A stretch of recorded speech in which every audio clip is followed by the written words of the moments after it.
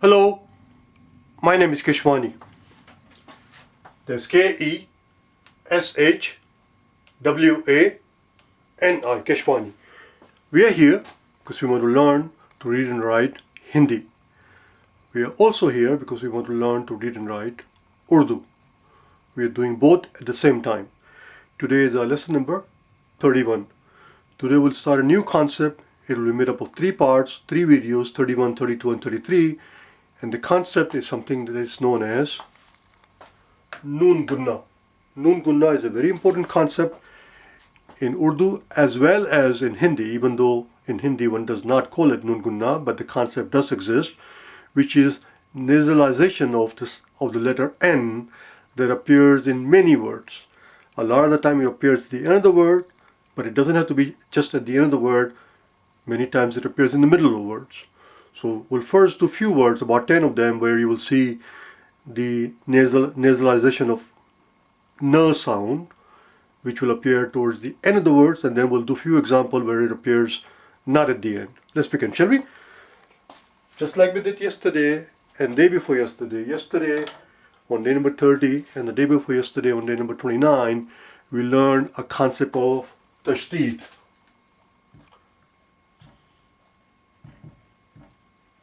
Oh, I always have to remember that the sh does not, so has this part, but the sh does not join like this. I always have to remember it, that it just has a line, tashdid.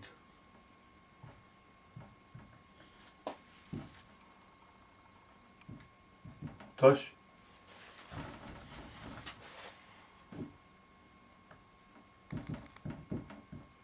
Tashdid. Just like yesterday and day before yesterday, we learned the concept of tashdid, at which point the very first thing we did was to learn how to write tashdid in Hindi and in Urdu. There it is. Similarly, today, before we do anything at all, before we talk about the concept itself, let's learn how to write it. Noon-Gunna. I've already written something in Hindi here. Let's take a look at it. So we have a nu, as you can clearly see, it's a badi U ki matra. It's a badi U ki matra because choti U ki matra would have gone there. So there's your noun, na.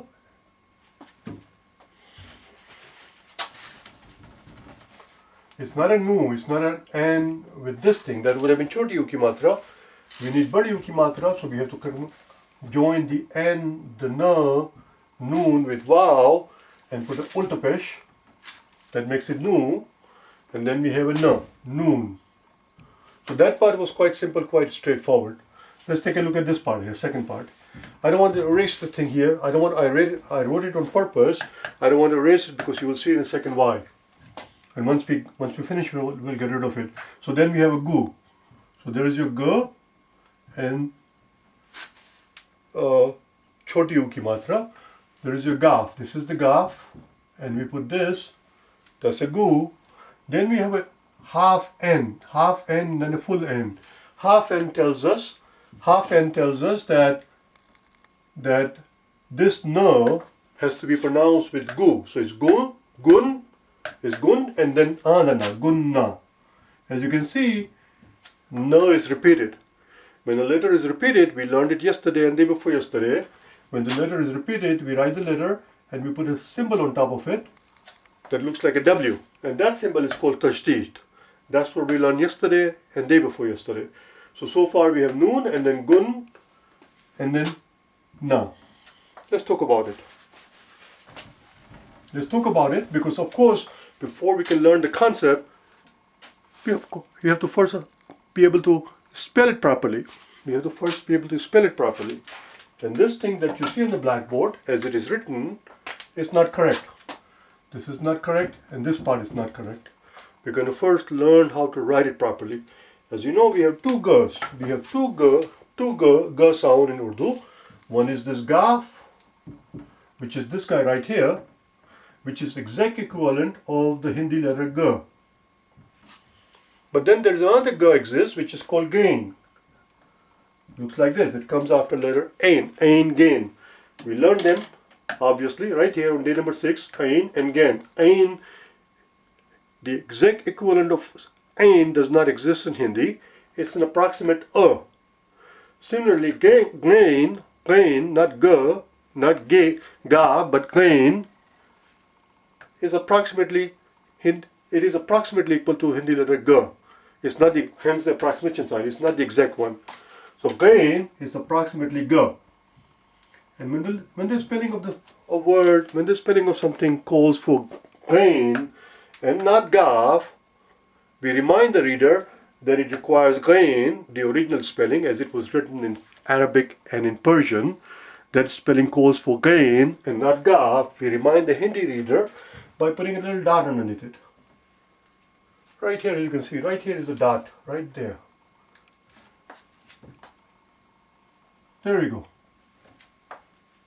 Hindi spelling is all fixed. Hindi spelling is correct now. Once you put the dot underneath it, it's all fixed, it's all done. But this Urdu spelling requires a lot of work. Well, first thing we have to understand is that we don't need a gav, we need a gain.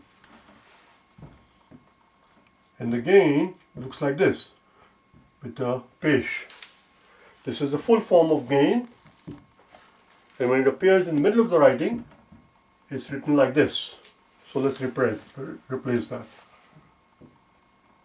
There you go. And then, as we have talked about many times in the past, there are many words in Urdu where when you pronounce them, it sounds like they end with aki matra, which of course they do here. So you have aki matra, but even though it ends with a gunna, for some strange reason it takes a h. It takes a h when you write it in Urdu. And now it's the correct spelling. All we have to do is join them. We don't have to worry about the noon part. This is the part we are working on. All we have to do is join it. Here we go.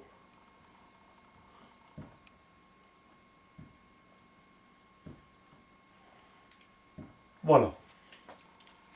That reads Gunna. Gunna. Noon-Gunna. Noon-Gunna. I'm going to stop here just for a second, just to make sure that we don't end up making a mistake. Let's erase this part now. Don't confuse this word, Gunna, which is Noon-Gunna, which is this concept here, Noon-Gunna. Don't confuse this word versus this word that we're going to write. Gav, and then now. And it ends with a h. So this is a Gav, which is gu. Choti uki matra, then a na, and it's going to have a h at the end.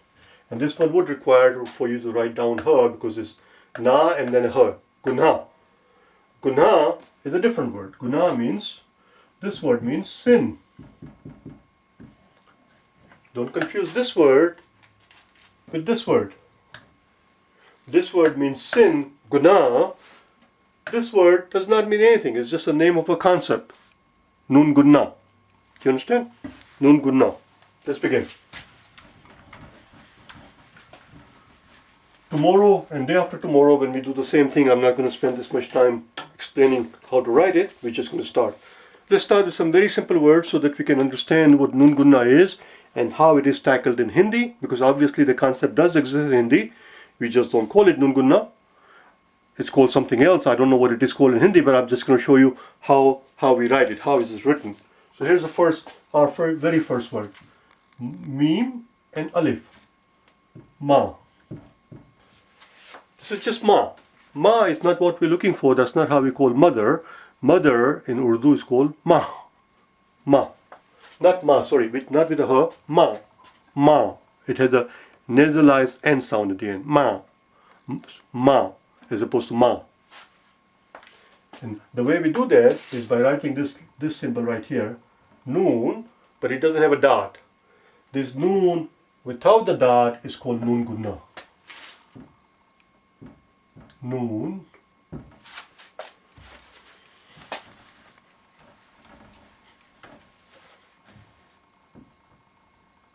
Gunna. Voila. And this tajdeed on top of the N tells us, on top of the noon tells us that it is to be pronounced twice. First half a sound with the whatever precedes it. In this case it's gu, so it's gun, and then by itself, gunna, gunna. Ma.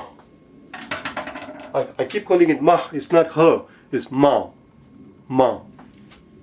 And the way we write this in Hindi is, notice the similarity. This is like this, and this is like this, like a half a moon, but you have to put a dot underneath it. And now it becomes, it's no longer ma, it's ma. Let's do one more. Wow, wow, which is wa, and then ha, he, and alif, ha. So far it says waha. We don't want waha, we want waha, waha. Not waha, but waha. Where? There. Not where other, but rather there. Waha. Waha jaiye. Go over there. Waha ke log. The people from over there. Waha. As you can see, it has a N sound at the end, but it's not fully pronounced. It's nasalized. Waha. And we do that by putting the Noon-Gunna. Waha. And in Hindi, we'll have this thing and then we'll put this symbol on top of it to tell the person this is not waha, but it's waha. Half a moon with a dot in it. Let's do one more. Let's do one more. Next one, all we have to do is replace the first letter with a jim. Now it becomes jahan. Jahan. Jahan is in where?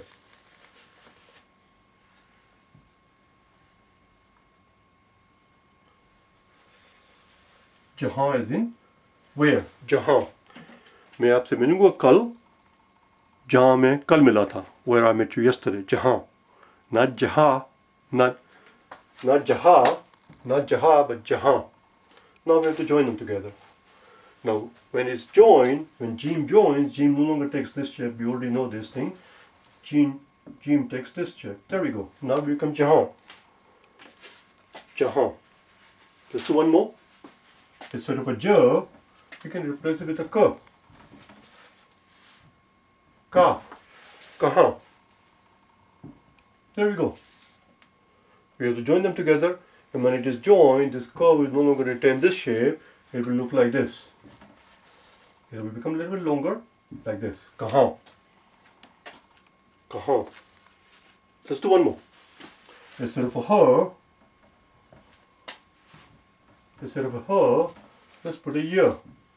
Ye. Now it is yahan. Yahan as in over here. Yahan. Let me erase the start part here because I want to talk a thing or two about this word, yahan. Two things. As you know, we have two years, the sound year in Urdu, we have two of them. One is called choti ye, one is called badi ye. Choti ye is the penultimate letter, the second last letter, and badi ye is the last letter, right here. We learned it on day number 3. Choti ye, o badi ye. When they appear in the middle of the word, they take this shape. And the reader can figure out from the context the way the word is written whether it's an employment of choti ye or badi ye. Here it's neither. Here it is neither. It's just a year. And reader can tell quite clearly that it doesn't matter whether you treat it as a badi ye or choti ye. It's a moot point. It's just a year. It's a year sound. Yahan. Just join them together. Joining them together is a cinch. It's a cinch because all you have to do is bring it closer. Yahan. Next thing, second thing. The way it is written here, yahan, is perfectly fine. It's perfectly legible. It's perfectly correct. There is nothing wrong with it. But every once in a while, instead of handwriting like this, which is a little bit of childish handwriting, you will see it's written like this. It's the same thing. This thing that you see here and this thing, it replaces this part. Yahan. Let's do now words that take a different form. So far we have done a few words which all of them took the same form. Ma, wahan, jahan, kahan, yahan. Let's do something else. So here's the meme, and let's combine it with the badi ye. So far what it reads is this. May. That's not what we're looking for. We're looking for a word which means I, me, may. Not may, this is may. May. It has a nasalized sound at the end. May. Two things are required for that. First thing is that it is no longer a choti ek ki matra, it's a badi ek ki matra. It requires a zabar on top of the M. Now it's may, but it's longer. It's still not what we're looking for. We're looking for may. See, at the end you heard some little bit of a na, nasalized na, may, I. For that to happen, we have to put a Noon-Gunna. And here, we're not going to put another one like this probably because it gets too crowded. They don't do it like this in Hindi. In this case, you leave out the moon part and you just put a dot like this. This dot tells us, this dot that you see there, this dot there that you see there is the Noon-Gunna. Let's join them together. So meme, when it's written in a joint form, it looks like this. Meaning there's a zabar on top of it. Ye, whether it's choti ye or badi ye, when it appears in the middle, it takes this shape. You already talked about it. And then Noon-Gunna. May. I. I'm going to digress here for a second. For 1 or 2 minutes, I'm just going to digress. What is this word? Is this such a word? Is this such a word? What we had written in the beginning? Meme and a badi ye. Is there a word like this in Urdu? The answer is yes. May. Not may, but may. Just may. Choti ek ki matra. You know what that means? It means, well, I was about to write it in Urdu actually. It's a good thing I stopped myself. It means liquor. It means booze, alcohol, may. Let's write the other word that I was about to write, which was, let me first write in Hindi. Sharab. Sharab and may are synonyms. Two words that mean the same thing. Sharab or may. Not may, just may. Sharab. Let's write it in Urdu. Here's your sheen, and then a re and an alif, and then a be. When we put them together, you can write your sheen like this, and then make another loop to join it, like this. Or sometimes people will write it like this. Instead of making loops like this, they will just make one big one. Well, that's the sharab. What we just wrote down is sharab. Sharab. So that's the liquor. That's the booze. What do we call a place where one goes to get the booze? One goes to drink alcohol. A bar or tavern or a pub. What do we call that in Urdu? Let's learn it, shall we? Again, as I said, this is all digression. We are here to learn Noon-Gunna. I'm just making a digression here. Let's learn it. I need the room. A place where one goes to drink alcohol is called mekhana.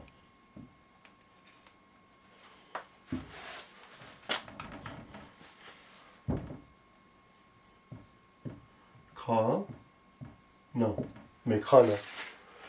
Notice the dot underneath it, just to remind us that this curve, we're looking for this curve, and not this curve, K and H, which is the Hindi equivalent of curve, which would have been written as this, which is simply curve. So in Urdu we have two sounds of k. One is the literal translation of KH. Any spelling that you will write, any word that you will write in English with a K and a H will require kaf and do chashmi here, which is this K, which is the exact equivalent of Hindi K. Hindi does not have this K with the dot on top of it. So we put a dot underneath to improvise it. Khana. Let's learn to write it. Well, we just wrote it. Mekhana. So again, this is K and Alif Kha, and this is Noon, and then He. For some reason it ends in a He, but it's pronounced Na, Mekhana. Mekhana is how you say, you will hear this word many a times in the poetry, in ghazals and qawwalis, Mekhana. Mekhana means a tavern, a pub, a bar, Mekhana. I don't know how we got into this thing. So that's it, that's me, we just wrote it. Let's do the next word. instead of a may, we could have had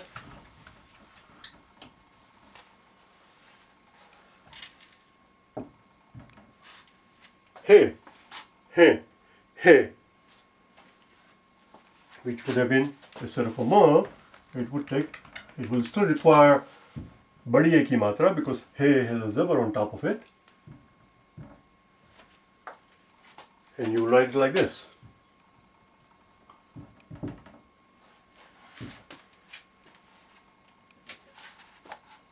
Hey. Let's do one more, shall we? Very simple word. Ha and alif, ha. So far it is ha. But we don't want ha. We're not trying to say ha. We're trying to say yes, affirmative. Not ha, but ha. Ha. Ha requires Noon-Gunna. And it requires this symbol. So I have not quite yet figured out when is it that requires you to put down the entire symbol like this, and when is it that you just put a dot? Or does it matter? Okay, or can one do either? I don't know yet. Let's do one more. So here we have hey, here we have ha. Let's put it together. Ha would simply be like this. Ha, yes. Ha. Let's do one more.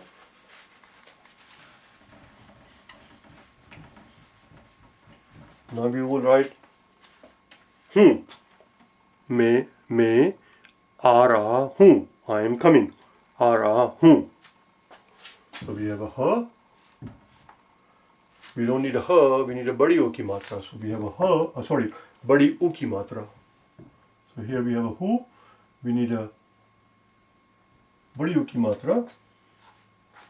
That will require wow with the ulta pesh. That makes a hu. All of that is hu. All of that is hu. We don't need a hu, we need hum. So we need Noon-Gunna. And this will require this symbol. There you go. Now we join them together.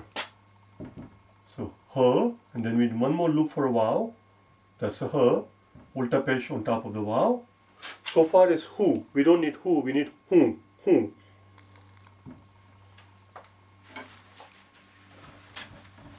मैं शराबी हूँ. I'm a drunk. मैं आ रहा हूँ. Let's write that. मैं, because we will have two words that we just learned with the Noon-Gunna. मैं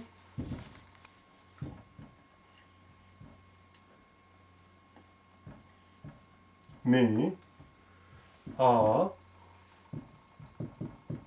रहा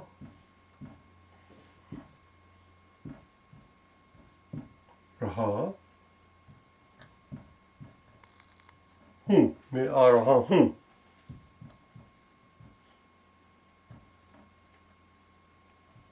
Voila. That's a whole sentence. We just wrote a whole sentence. मैं आ रहा हूँ. I am coming. That's all we have. That's all I have here. We'll meet again tomorrow and we'll pick up from where we left off, because I think I made too many digression and I didn't get to finish everything that I wanted to finish in this video. But I think I want to stop here because it's already been too long. I was going at a very leisurely pace. I don't know why the bloody hell. Bye now.